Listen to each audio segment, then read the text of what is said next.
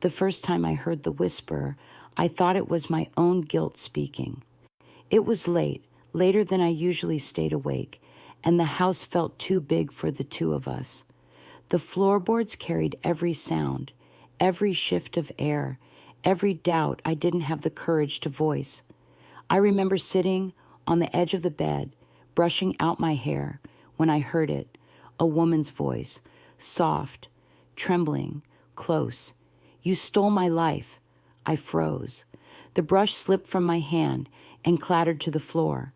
The sound echoed so sharply that I almost laughed, telling myself it was just the house settling, or the wind pushing through the old window frames. Anything but what it truly sounded like, because what it sounded like was heartbreak. I didn't tell my husband, Mark, what I heard.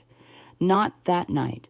I just crawled beneath the blanket, turned my face to the wall, and told myself it was my imagination working overtime, probably fueled by the stories he'd told me when we first met. Stories about love and loss and how life had made him a widower at 42. A widower who'd lost the love of his life. A widower who'd cried at the mention of her name. A widower who now slept peacefully beside me, while a stranger's whisper lingered in the dark. But here's the truth I can only admit now, with hindsight sharpening every memory. The voice didn't sound dead. It sounded angry, alive, intentional, and somewhere inside me, something small and instinctive twisted, as if warning me, the past has a way of returning, even when someone lies to bury it. Before everything unraveled, before the whispers, the lies, and the woman who wasn't supposed to exist, I really believe my life was finally settling into peace. I was 38, a school counselor with a quiet routine and a softness I'd had to earn. Life had not been cruel to me, but it had been loud, too loud, full of expectations and near misses, and a long relationship that ended with a shattered engagement ring on my kitchen counter. So when I met Mark, with his gentle voice and careful eyes, it felt like someone opening a window in a room I'd forgotten was stuffy. He was a contractor, broad-shouldered, steady-handed, a man who smelled faintly of sawdust and mint gum, the type of man who spoke slowly, thought before answering, and treated me like every word I said deserved a place to land.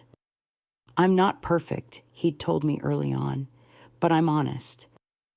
I've lived through enough loss to know honesty is the only thing that matters."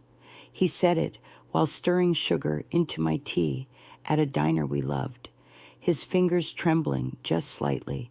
I remember touching his hand to steady it, not realizing then how much of his shaking came from the weight of the story he was crafting. He told me about his first wife, Claire, 10 years married, childhood sweethearts, a sudden illness, a heartbreaking end. His voice would thicken when he spoke about her, but not dramatically, just enough to make me feel like I was being trusted with something sacred. I admired that. I admired him for surviving it. We married 9 months later. Everyone said it was fast, but when you're in your late 30s and someone looks at you like you're home, you don't wait around for a better forecast. He had a house waiting, a warm 2-story craftsman with a wraparound porch and a backyard that smelled of pine and old memories. He told me he couldn't stand to live there alone anymore, that the walls were filled with ghosts of grief he was ready to replace with laughter. I believed him. I believed everything. Our life together, in the beginning, felt peaceful and gentle. Mornings were slow, coffee brewing, the soft hum of the radio. Mark reaching over to brush the top of my hand with his thumb, as if reminding himself I was real. Afternoons were practical. We'd fix something small around the house, or I'd help organize the endless boxes he insisted belonged to his past life, things he wasn't ready to go through yet. Evenings were my favorite. We'd cook together. He chopped, I stirred. Sometimes he'd hum. Sometimes he'd talk about dreams for the future. Sometimes, on quieter nights, he would sit with a glass of wine and tell me stories of his childhood, always stopping short when it came to Claire. She was a good person, he would say, voice tight. A good person who deserved a longer life. I'd place my hand over his, feeling the tremor I thought was grief. Back then, it never once crossed my mind that tremor might have been fear. We had small arguments, sure, about how he left his socks in the living room or how I organized the kitchen cabinets, wrong. But the softness always returned. We fit, or at least it felt like we did. I loved our home, the creaking wooden steps, the pale blue walls, the old framed photos of forests and lakes he'd taken on hikes. I even loved the attic, despite its draftiness. I told myself the whispers, the shifting shadows, the cold spots were simply part of living in an older home. But there were moments, tiny ones, I brushed aside with the ease of a woman who desperately wants her new marriage to work. Once I found a drawer filled with women's scarves, silky, perfumed, neatly folded. I keep her things because I'm not ready to let them go, he'd told me, jaw-locking ever so slightly. And I'd nodded, because what else could I say? Another time, I noticed he flinched when I called his phone from across the house. A small thing, hardly noticeable. I told myself it was nothing. But the truth is, I saw things, I felt things, and each time I smoothed over the unease like a wrinkle on a bedsheet. Love can make a person blind, but hope can make a person foolish. Still, everything seemed normal enough, at least on the surface. Until the whispers began, until the voice returned, until I found the message that would crack open the life I thought I was building. You don't know him like I do.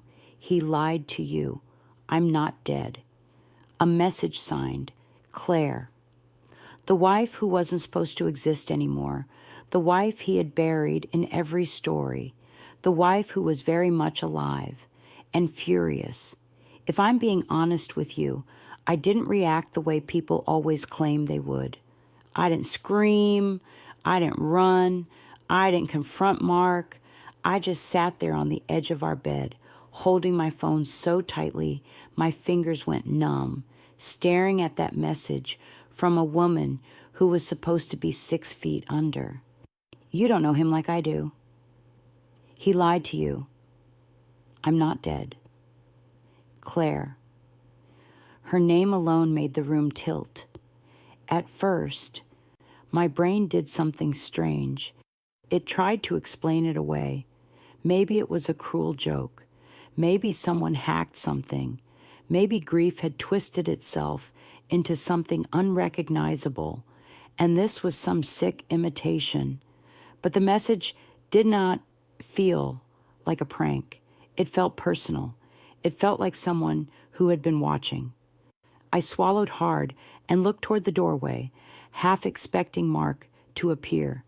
But all I heard was the slow rumble of the dishwasher downstairs and the faint tick, tick, tick of the hallway clock. I reread the message 5, 6, 7 times. Each time, my stomach tightened a little more. Eventually, I typed back with shaking fingers, "Who is this?" The red receipt popped up instantly. No reply. Not a single word. Just silence thick enough to choke on. That night, sleep didn't come. I lay next to Mark, staring at the ceiling, his steady breath brushing my shoulder. I kept thinking of all the little things I'd pushed aside over the past months. Tiny red flags that didn't feel red at the time. There was the box of letters I'd once found in the attic, tied neatly with twine. Not just love letters, but recent ones. Ones that didn't end when he said she died. One dated only 2 years ago, but he had told me his wife died 5 years ago. At the time, I'd convinced myself he must have misremembered the date in passing. Grief could do that to people, couldn't it? Then there was how he reacted the one time I asked how she passed. He froze, literally froze, his spoon suspended halfway between the table and his mouth. His eyes emptied out like someone unplugged him. I thought I'd hit a nerve, so I apologized immediately. He let out a breath and thanked me for dropping the subject so quickly. Back then, I thought he just couldn't talk about losing a spouse. Now, I wasn't so sure. Another memory came back, the day we found a stack of unopened mail addressed to Mr. and Mrs. Mark Ellison, even though he'd said they'd been separated for months before she got sick. He told me they'd forwarded old mail from a previous address. I believed him. And then there was the key, a small bronze key I found taped inside the back of a kitchen drawer. I almost threw it out, thinking it belonged to some old filing cabinet, but when I showed it to Mark, he snatched it too quickly, too defensively. "It's nothing," he'd said, and it doesn't open anything. But the tension in his jaw said otherwise. I buried all of that then. Let it dissolve into the background of a marriage I desperately wanted to succeed. But now the memories resurfaced like bones rising through floodwaters. The next morning, I walked into the hallway, still groggy, still replaying the message over and over. I buttoned my blouse with trembling fingers before heading downstairs for coffee. That's when I heard it again, the whisper, but this time it was clearer, almost like breath grazing my ear. "He's lying." I spun around so quickly I nearly tripped. My eyes darted across the hallway to the guest room, the bathroom, the attic door slightly ajar at the end. I called out softly, "Hello?" Silence. But the attic door, it was open wider than I remembered. Not enough to look suspicious, but enough for my nerves to coil. I approached it slowly, my heart tapping against my ribs in quick, uneven beats. The smell of old wood and dust drifted down from the dark. The whisper had come from here. I was sure of it. But when I reached out to push the door fully open, footsteps sounded behind me. I turned. Mark stood there, hair still messy from sleep, wearing the t-shirt he'd had on last night. "You're up early," he said with a smile that didn't quite reach his eyes. My hand froze on the attic doorknob. "I thought I heard something," I said quietly. He gave a half shrug, half laugh. "This house makes all kinds of noises. It's old." His tone was easy, too easy, like a man narrating a script he'd rehearsed. I let go of the knob. He walked toward the kitchen, expecting me to follow, and I did. But every step felt heavier. The air itself felt thicker, as if the house was holding its breath. That morning over coffee, something felt off. Mark kept looking at me, like he was waiting for me to speak, like he sensed something in my silence. "Everything okay?" he asked, stirring his coffee. I nodded a little too quickly. "Just didn't sleep well." "Nightmares?" "Something like that." His eyes narrowed, not suspicious, but calculating, like he was trying to measure how much he should worry. He reached across the table and touched my wrist lightly. "You know you can talk to me about anything, right?" I forced a smile. Of course. But inside, a cold truth settled. I could talk to him about anything, except the one thing I desperately needed to ask. When Mark went out to check the mail, my phone buzzed again, a new message from the same unknown number. I felt my throat tighten as I opened it. This time, it wasn't just words. It was a photograph, a woman, alive, very much alive, standing in front of a small cafe, somewhere warm, judging by the palm trees behind her. She looked directly into the camera with a mixture of hurt and fury. I didn't recognize her face from any photo in our home, but I knew instantly who she was. Under the image was a line, "He lied to you, just like he lied to me."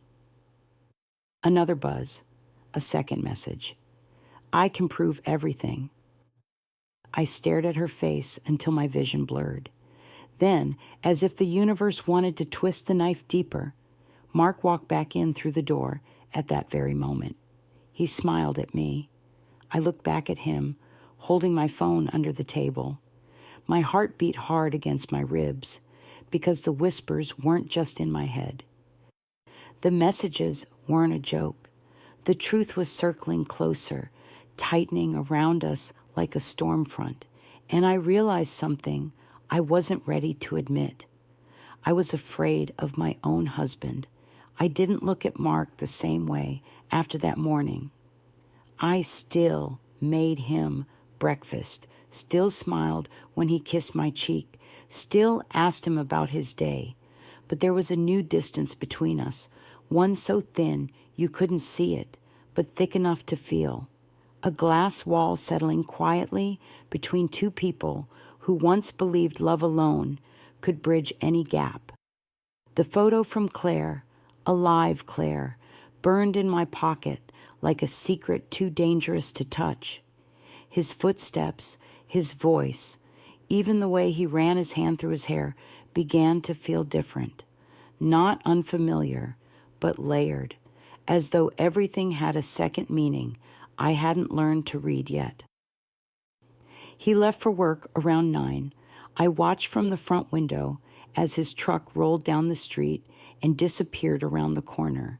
The second he was gone, my body slumped, the breath I held for hours finally releasing. I locked the door, then the next, and only when I felt the house sealed did I take out my phone. I opened the photo again. Her eyes, brown, sharp, alive, cut straight through the screen. She looked like someone who had weathered storms, someone who had lost more than she ever deserved, and someone who had no intention of disappearing quietly. I texted her back, "What do you want from me?" A few seconds. Then, the truth. "You deserve it as much as I do." My hands trembled. "Who are you really?" The reply came fast. "I am his wife, his first and only wife." A chill rippled through my spine. Before I could type another question, another message appeared. "Check the attic." My stomach dropped. I typed quickly. "Why?" No reply. Just a final message. "You'll see." Then nothing. Just the quiet hum of the refrigerator and the far-off rumble of a passing truck. The house felt too still again, like it was listening. I stood at the base of the attic stairs for what felt like an hour, staring up at the dark emptiness above. Dust floated through the sunlight like tiny ghosts. I could still hear her whisper from the night before, or maybe just the echo of my own fear. You ever feel a truth pulling you forward, even when you don't want to know it? Like a thread wrapped around your heart, tightening with every step. That was me. I climbed slowly, step by creaking step. When I reached the top and pulled the cord for the light, the dim yellow glow revealed exactly what I expected and exactly what I prayed I wouldn't find. Boxes, not random ones, organized ones, stacked perfectly, labeled carefully, each one marked with a name, Claire, not memories, not old things, Not stuff to donate, just her name. Dozens of boxes, an entire life sealed neatly in cardboard, stored above our heads like a secret shrine. My breath grew shallow. I approached the closest one, the one labeled letters. The twine around it was tight, freshly tied. Not old, not dusty, like someone had opened and closed it recently. My fingers hesitated only a second before tugging the knot loose. Inside were hundreds of envelopes, each one addressed in the same handwriting. From Claire.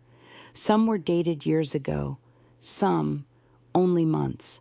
And then I saw it. One envelope slightly crumpled, as if handled recently. The date stamped in the corner, 4 months earlier. That was only 2 months before our wedding. I sank down onto an old wooden trunk, the letters trembling in my hands. I opened the one on top. It began with, "Mark, I don't know how long you're planning to ignore me."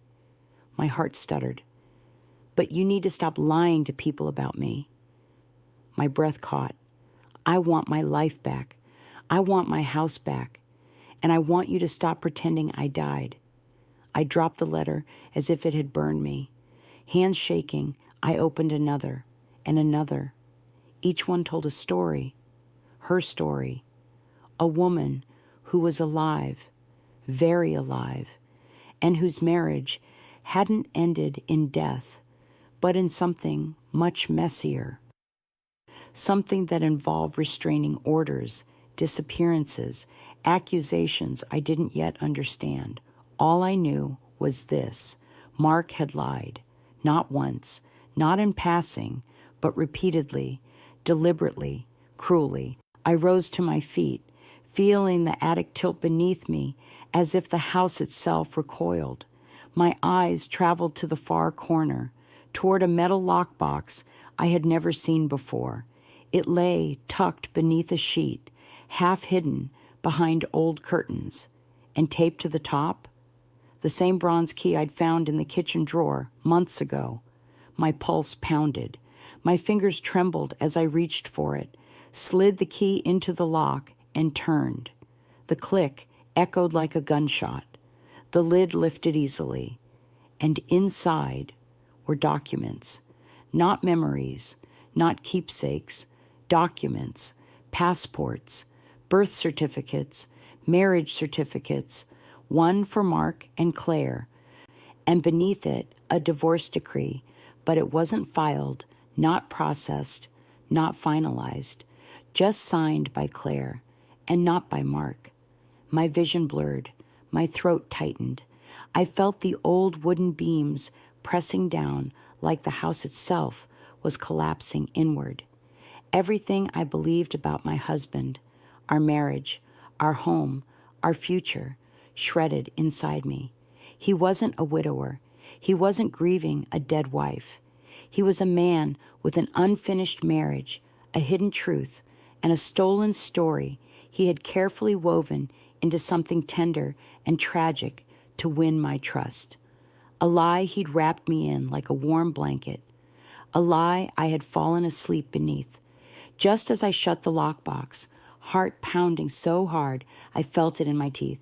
I heard it, a car door outside, then footsteps on the porch, firm, purposeful, not hesitant, not casual. I crouched lower, peeking through the dusty attic window. It wasn't Mark. It was a woman, black hair tied back, sunglasses, a backpack slung over her shoulder. She looked familiar. Because she was familiar, it was her, Claire, alive, standing in front of my home, the wife I was never supposed to meet, the wife who had returned. My phone buzzed in my pocket. A message. "I'm here." I didn't breathe. I didn't move. I just stared through the glass as she lifted her face toward the house, like she was smelling something she used to own. Her jaw clenched, and she took a step forward. Another buzz. "Let me in. We need to talk before he gets back." My pulse thundered in my ears, because in that moment I realized I wasn't just holding secrets in my hands. I was sitting in the middle of a truth big enough to ruin all three of us. I stayed frozen at the attic window, staring down at the woman who wasn't supposed to exist. Claire stood on the porch like she had every right to be there, like she'd stood there 1,000 times before. The wind brushed her hair back from her face, revealing features marked by exhaustion and determination. She lifted her hand and knocked once, firm, sharp, confident. My breath snagged in my chest. I wasn't ready, not for her, not for the truth, not for the confrontation that had been building from the moment I whispered, "I do." For a few seconds, I stayed crouched behind the dusty trunk, half hoping I imagined everything. But then my phone vibrated again. I glanced at the screen. "I know you're inside." I saw the curtain move. A second message. "I'm not here to hurt you. I just want the truth. You deserve that as much as I do." Her words weren't angry this time. They were tired, broken in a way that didn't feel threatening, but familiar. Pain, recognizing pain. I swallowed hard and stood, legs weak beneath me. This was a choice, a moment that would define everything that came after. Hide, or face the woman my husband told me was dead. I took a breath so deep it shivered through me. Then I made my way down the attic stairs. My hand hovered over the doorknob for a moment too long. The house itself felt quiet, like it was waiting. When I finally turned the knob and pulled the door open, the sunlight outside blinded me for a second. Then she was there, Claire. Not a ghost, not a whisper, not a shadow in my imagination. A real woman standing 3 feet from me, chest rising and falling with a slow, controlled breath. Her eyes scanned my face with unsettling familiarity. "So," she said quietly, "you're the one he married." Her voice. It was the same one I'd heard in the dark, the same cadence, the same quiet sorrow. I blinked, trying to form words. Yes, I'm his wife." Her jaw tightened. "No, you're not." Something in me flinched. Then she softened slightly, shaking her head. "I'm not here to fight you. Can I come in? We don't have much time before he gets back."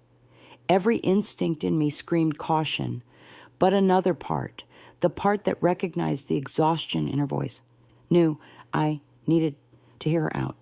I stepped aside. She walked in, slowly, glancing around like someone returning to a childhood home that had been remodeled without her permission.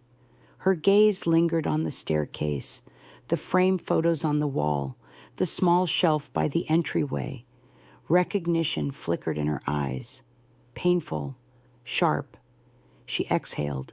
He kept everything the same. I didn't answer. I didn't know how. We ended up in the living room, sitting across from each other like two women in a negotiation neither of us wanted, but both of us deserved. She looked at my hands, still trembling slightly. "You found the attic," she said. I nodded. "And the letters." Another nod. Her nostrils flared a little. He always liked to keep the things he couldn't control boxed up. I swallowed. "Why did he tell me you died?" She laughed softly, a bitter, hollow sound. "Oh, honey, Mark doesn't let go of anything. Not love, not control, not the version of a story that makes him look like the wounded hero." Her words hit harder than I expected. "He told me you were sick," I whispered. She raised an eyebrow. "Did he now? And what illness killed me exactly?" I went silent. Of course, he'd never actually said the name of the illness, just vague phrases. It happened fast. It was too painful to relive. I can't talk about the details. "He lied," she said simply. Not cruel, not taunting, just stating a fact. Then what happened? I finally asked.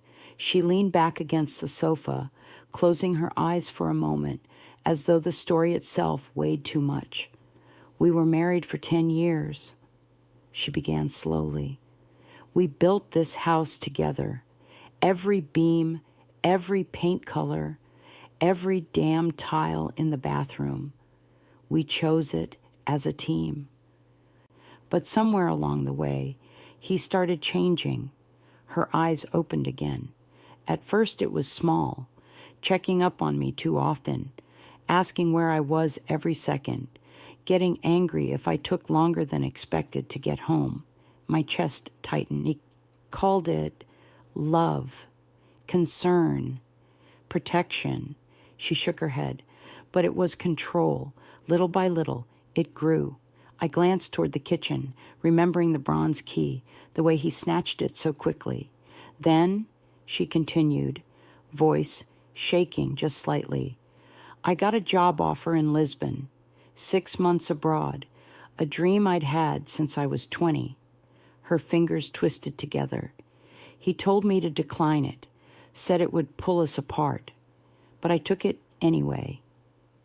Her eyes softened, turning inward. I thought it would help him realize I wasn't his possession. She swallowed. But while I was away, he told everyone I had abandoned him. Then he filed a missing person report when I stopped answering his calls. I didn't answer because we were on a temporary separation. We agreed to space, but he twisted the story. Her fingers trembled slightly. When I returned, I found out he'd told people I disappeared. Then later, that I died. He told me if I stayed gone, he'd let the lie fade. But if I came back, a long exhale. He said he'd take everything from me, my name, my credit, my reputation, my peace. My heart thudded painfully. Why didn't you fight back? I whispered. She looked at me with eyes that had seen too much. Because he knew things, personal things, and he used them. Sometimes silence feels safer than truth. I didn't fully understand, but I believed her. Some truths don't need evidence. They're written in the cracks of a person's voice. Claire reached into her bag and pulled out a small worn envelope. I came to show you this, she said. I hesitated before taking it. Inside were a temporary restraining order she had filed against him, a police report, a statement from a neighbor who had witnessed an argument years earlier, and a note in Mark's handwriting that made my stomach drop. If you walk away from this marriage, I'll make sure you disappear for real. I covered my mouth with my hand. Claire's eyes grew shiny, but she didn't cry. I didn't deserve what he did, she whispered, and neither do you. Before I could speak again, the unmistakable crunch of gravel sounded outside. My blood froze. Claire stiffened. That's him. No, not now. Not like this. I stood up, panic flooding my chest. Mark's truck rolled into the driveway. Claire grabbed my hand, gripping it hard. Listen to me, she said urgently. He cannot see me here. If he does, he'll twist it. He'll make you doubt everything you just saw. He does that. He manipulates. He rewrites reality. I swallowed hard. He'll know something's wrong. Then don't give him anything. She squeezed my hand tighter. I'll leave from the back door, but you need to be smart now. He lies easily. You don't. Her words felt like both a warning and a plea. She slipped toward the kitchen quietly, moving with practiced stealth, like someone who had done this before. At the door, she paused. Please, she said softly, don't let him bury you the way he tried to bury me. Then she disappeared into the trees behind the house. A moment later, the front door opened. Mark stepped inside, smiling, as if my entire world wasn't burning inside my chest. Mark closed the door with the same ease he always carried, calm, casual, like he lived in a world where truth bent itself around his comfort. "House feels quiet," he said, setting his keys on the entry table. "You taking a nap?" Every nerve in my body screamed, "Don't let him see it. Don't let him see the tremor in your voice. Don't let him see the truth sitting behind your eyes." I kept my back to him for a moment, holding on to the last bit of composure. "I was just cleaning," I managed, forcing steadiness into my tone.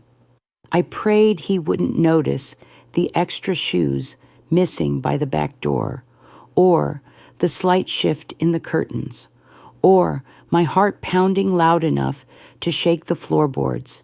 He stepped closer, his footsteps steady, confident, footsteps of a man who believes he is loved and trusted. "Found anything interesting?" he asked lightly. I swallowed. Hard.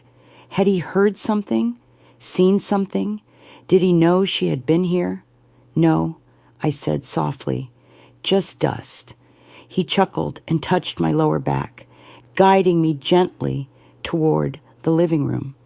That touch, so familiar, usually comforting, made something cold ripple across my skin now. His voice dropped, warm and easy. "You okay? You feel off?" My breath hitched. I turned so he wouldn't see my face too clearly. "I didn't sleep well." He tilted his head, studying me. "You sure that's all?" The way he said it, gentle but probing, made the hair rise on my arms. He was testing me. He always did that when he sensed something shifting. I nodded quickly. "I'm fine." A lie. But if he could lie, so could I, for survival. As the afternoon moved on, every small sound in the house felt like a warning. The refrigerator humming, the front gate clicking, a breeze brushing against the window. I kept replaying Claire's words. He rewrites reality. He lies easily. You don't. Don't let him bury you the way he tried to bury me. My hands still smelled faintly of the attic dust I'd brushed through.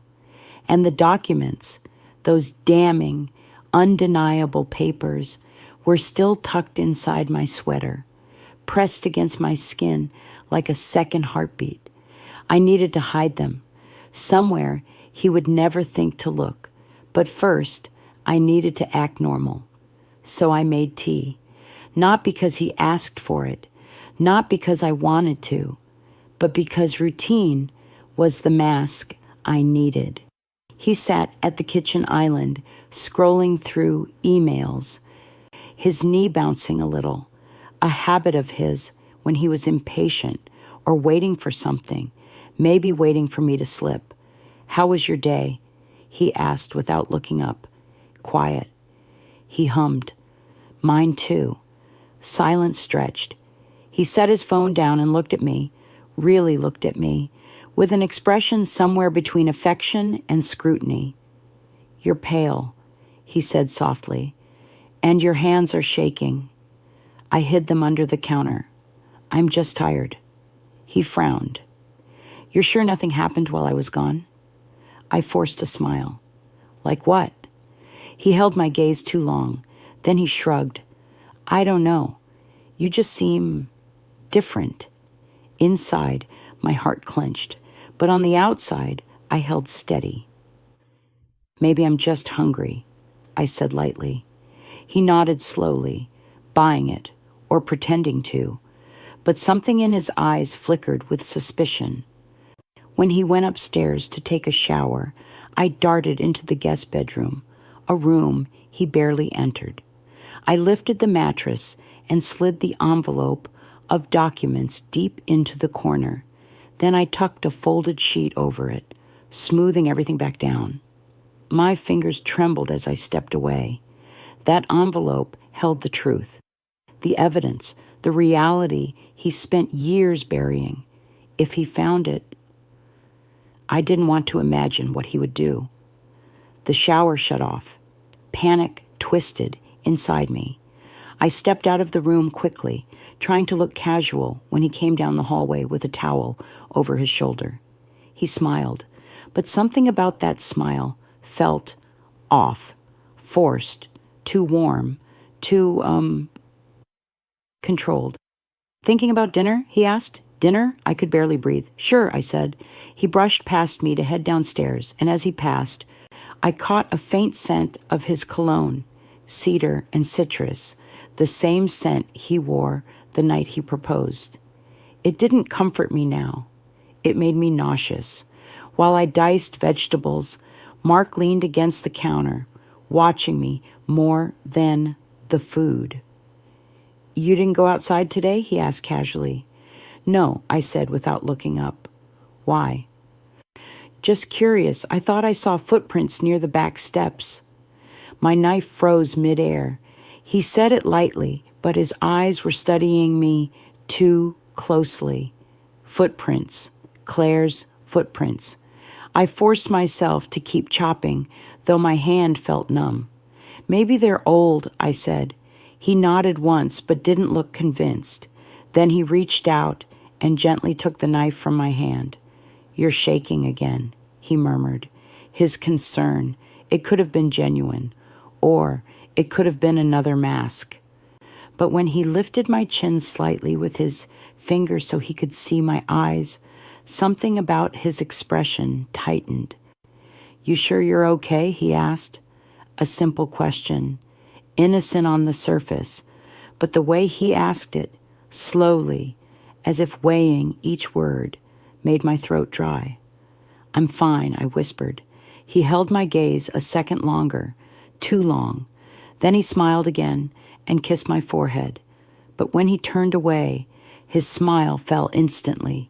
His shoulders stiffened. He knew something was wrong. Not what, not how much, but enough to feel the shift. I needed a plan. Soon after dinner, Mark went outside to take a work call. The moment the back door shut, I grabbed my phone and retreated into the laundry room. My hands shook as I dialed the number that had sent those messages. It rang once, twice.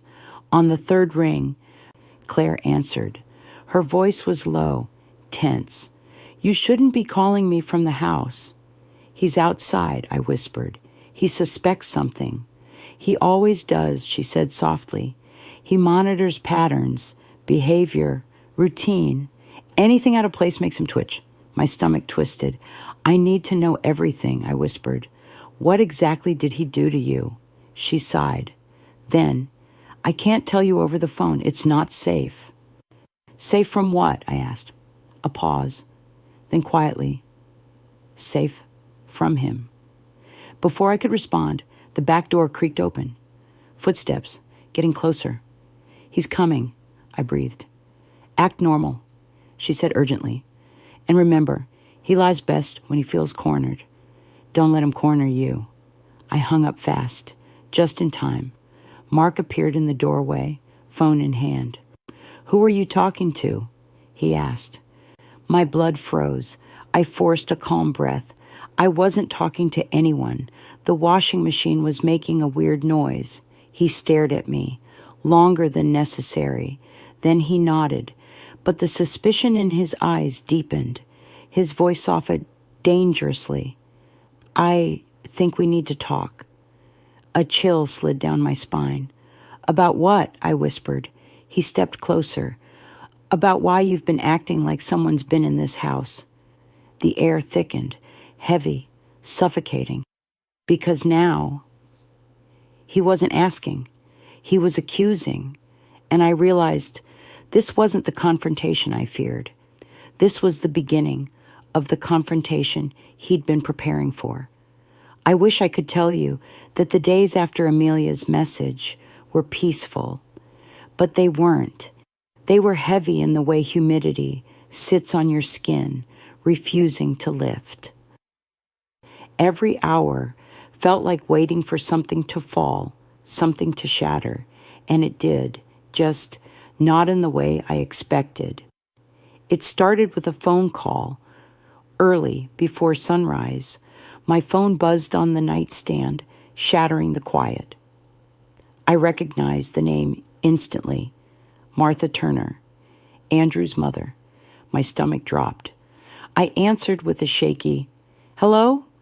Her voice sliced through the line. "Tessa, what is this nonsense I'm hearing about Amelia? Why are people calling me crying at 6 a.m? I sat up straight. People? Who? My church group, 2 of Andrew's old co-workers, even my cousin in Maryland called me. She inhaled sharply. What did you two do? Why is Amelia sending people screenshots of some letter? Why is she saying you stole her life? I froze. Screenshots. She'd sent people screenshots. The letter. Her handwriting, her accusations, her pain. Andrew stepped out of the bathroom just then, towel around his waist, steam trailing behind him. The moment he saw my face, he knew. He mouthed, "Who is it?" I covered the mic. "Your mother." His expression fell like a house with rotten beams. I lifted the phone back to my ear. "Martha, please, let me explain." "I don't want your explanations," she snapped. "I want to understand why my son is acting like his wife died when she clearly didn't." Her words echoed in the room. Andrew took the phone from my hands. "Mom, calm down." "Don't you dare tell me to calm down," she said. Her voice shook. "Andrew, I defended you. Do you hear me? I defended you when people said you moved on too fast. I defended you when that girl, your wife, vanished. I told people you were grieving. But now I look like a fool." He closed his eyes, rubbing his forehead. "Mom, she left. She abandoned me. And you told everyone she died, because she might as well have..." "Stop it." Her voice broke. "Stop lying. Stop hiding. Stop dragging people through this mess." There was a long, aching silence before she said quietly, "I'm coming over." And she hung up. By noon, everything had exploded. Someone leaked Amelia's message to a neighborhood Facebook group. Someone else forwarded it to a PTA committee. A former neighbor reposted it on her Instagram story with the caption, "Y'all, I knew something was fishy about that man." The internet didn't need proof, just a spark. People added their own versions. People who barely knew Andrew spoke with confidence and turned speculation into fact. He's always been weird. I bet he's a narcissist. Poor first wife, she escaped hell. Andrew paced our living room, phone in hand, breathing sharp, furious breaths. "This is defamation," he muttered. "This is harassment. I could sue. I could..." "Andrew," I said softly. "People don't care about lawsuits. They care about drama." He looked at me like I'd betrayed him by telling the truth, but it was the truth. And when he realized he couldn't stop it, he turned numb. He sank onto the couch, elbows on his knees, hands over his face. "I can't believe she did this." I sat beside him, but he didn't look at me. He stared straight ahead, like the walls were closing in. The doorbell rang around 1 p.m. Andrew didn't move. I went to the door. When I opened it, Martha stood there wrapped in a knitted shawl, despite the warm air. Her hair was frizzy, her eyes red. She looked older than she had last month. But what stunned me most was her expression, not angry, not furious, just hurt. She entered slowly, as if stepping into a crime scene. Andrew stood when he saw her, jaw tight. She pointed at him. "Sit." He flinched. And then, I swear, he obeyed like a scolded child. She sat across from him, hands folded tightly. "Why?" she whispered. "Why did you let me mourn someone who wasn't dead?" His voice cracked. "Because I felt dead." She closed her eyes, tears slipping down. That's not an excuse.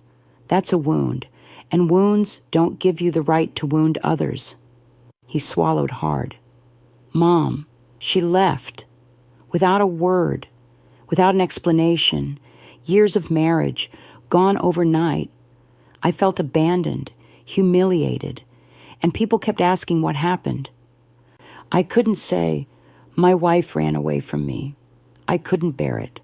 So instead you turned her into a ghost." He winced. "And dragged this woman into it," she added, nodding at me. I felt something twist inside me. She wasn't wrong, but she didn't look at me with blame, more like regret. "I'm sorry, Tessa," she murmured. "You didn't sign up for this." My throat tightened. "No, I didn't, but I'm here now." She nodded, though her eyes held years of disappointment, pointed squarely at her son. Then she said something I didn't expect. "You need to talk to Amelia." Andrew's head snapped up. "Absolutely not. You owe her the truth. I owe myself peace. You can't get peace by burying the past alive." She stood, and for the first time since I'd met her, she looked at her son like she didn't fully recognize him. Later that evening, a text came through on my phone from an unknown number. It was a screenshot of Amelia's latest post, 2 sentences written in a way that made my heart ache even as it made my stomach drop. "I'm not here to ruin their lives.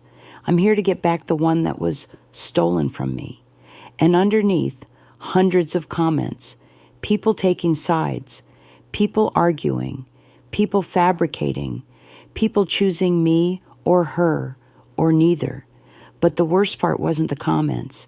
It was the fact that her pain, real, raw, tragic, was now public property. And suddenly, standing in our quiet living room, I felt the truth with a clarity that made my hands tremble. This wasn't just Andrew's mess anymore. This wasn't even just Amelia's story. This was mine now too. And if I didn't take back control, it would consume all of us. I looked up at Andrew. "We have to face her," I said quietly. "All of us, together." He stared at me like I'd asked him to walk through fire, but he didn't say no. And sometimes silence is the closest thing to agreement. I don't know what healing is supposed to look like. Some people imagine quiet mornings and soft apologies. But for me, it began with something far less poetic. A cramped video call window on my laptop. 3 faces, mine, Andrew's, and Amelia's. And a silence so heavy it buzzed in my ears. We didn't meet in person, not at first. Amelia wasn't ready, and frankly, neither was I. Her camera flickered on slowly, almost reluctantly. She looked nothing like the ghost Andrew had painted all these years. No hollow cheeks, no madness in her eyes, just a woman with tired lines, sun-browned skin, and the very specific kind of hurt someone carries when they've been holding their truth alone for too long. She didn't speak. She stared. And Andrew, he froze, jaw tense, eyes blinking too fast, fingers tapping a panicked rhythm on his thigh.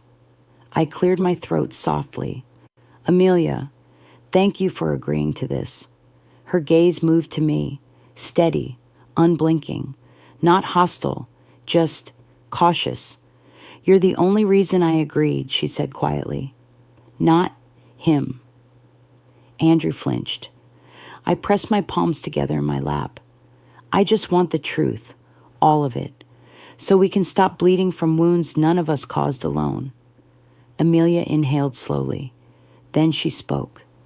"I didn't leave because I didn't get she started. "I left because I wasn't safe." My breath caught. Andrew's head jerked up. "I never laid a hand on you." "I didn't say you did," she replied sharply. "I said I didn't feel safe." Her eyes glistened, but she didn't look away. "You controlled everything, Andrew, Every decision, every purchase, every friend I had. You monitored my phone, my accounts, my messages. You'd make a problem out of nothing. You'd tell me I was dramatic, oversensitive, ungrateful. Andrew rubbed his forehead hard, shaking his head. That's not how it was. That's exactly how it was. Her voice cracked. I didn't leave you, Andrew. I left the version of me I became with you. The words landed like quiet thunder. She continued. I didn't tell anyone because I wanted to disappear cleanly. No drama, no accusations. I wanted to heal on my own. I stayed abroad because it was the first time I could breathe. She swallowed. I found out you told people I died only after I tried to come home last year. I saw you had a new life, and part of me felt relieved. The other part felt erased. Her voice softened as she looked at me. When I saw your wedding photos, I realized I wasn't just gone. I'd been replaced in the narrative. My chest tightened, not jealousy, not resentment, just a woman wanting to be acknowledged as someone who once mattered. Andrew leaned back, breath shaking. I wasn't trying to erase you. I was trying to erase the shame. Shame, she echoed. He nodded, eyes glassy. Yes, shame. Shame that you left me. Shame that I pushed you away. Shame that I failed. He wiped his face abruptly, embarrassed. I twisted the story so I didn't have to look at myself.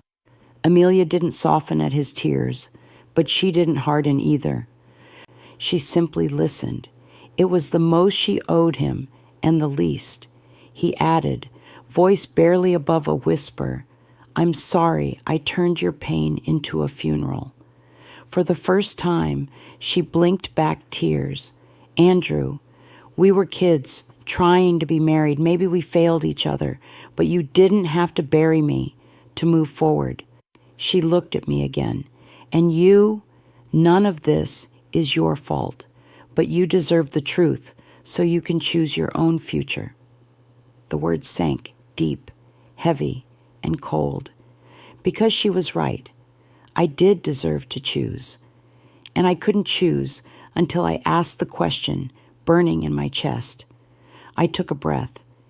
Amelia, if you could do it again, if you could tell the world your story without involving us, would you? She nodded slowly. Yes, but the truth rarely comes out cleanly. It spills. A tear slipped down my cheek. Andrew reached out to hold my hand, but I gently pulled away, not out of anger, out of clarity. I need time, I whispered. He nodded, accepting without argument. Maybe for the first time since I'd known him, Amelia watched us with a mixture of sadness and understanding. I'm not here to destroy what you have, she said quietly, but whatever you rebuild, let it be built on truth. She ended the call with a soft, tired smile, and then she was gone. For the next few days, the house felt different, not haunted, not hostile, just honest. Andrew moved through rooms with a softness I hadn't seen before, quieter, more aware, less defensive. One evening, he approached me with a folded sheet of paper, his handwriting on it, shaky and uneven. I wrote a statement, he said, for my family, for my friends, for anyone who asks, telling the truth, all of it. I read it. It wasn't dramatic. It wasn't self-pitying. It wasn't embellished. It was accountable. And in that moment, I realized something important. Healing wasn't about undoing the past. It was about choosing what to carry forward. I took his hand, not a promise, but a gesture. We'll take this one day at a time, I said, but only if you continue doing this work for yourself, not for show. He nodded, tears slipping quietly down his face, and my heart, bruised, shaken, exhausted, felt the first small breath of peace. Not because everything was fixed, but because truth had finally cleared enough space for healing to begin. Sometimes I sit by my bedroom window in the evenings, watching the porch light flicker on by itself. It's a small thing, a motion sensor, nothing mystical, but every night when it clicks, I'm reminded of something Amelia said during our last message exchange. The truth rarely arrives gently, but it always brings light. And she was right.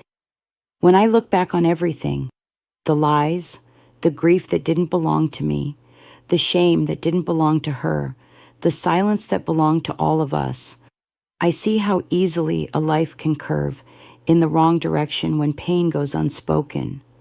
Andrew and I are still together, but our marriage isn't the same. It's quieter now, more deliberate, more honest. Some days he reaches for my hand and I let him hold it. Some days I don't. Healing isn't linear. And forgiveness. Forgiveness isn't a single moment. It's a choice you make one morning at a time. As for Amelia, she's back in the country now, living with her sister, rebuilding her own life on her own terms. We don't talk often, but when we do, it's respectful, gentle. Two women who walked into each other's storms and decided not to add lightning. If there is a lesson in all of this, it's this. When someone hands you their version of the truth, hold it lightly until you can find your own. Because every story has shadows. And sometimes the person you trust most is standing in the darkest one. So I'll leave you with the question I've been asking myself. If you discovered the past wasn't dead, just waiting to be acknowledged, would you face it or would you run? Tell me in the comments, friends. And if you want more real stories, more heart, more truth, you know what to do. Until next time. Be gentle with yourselves and each other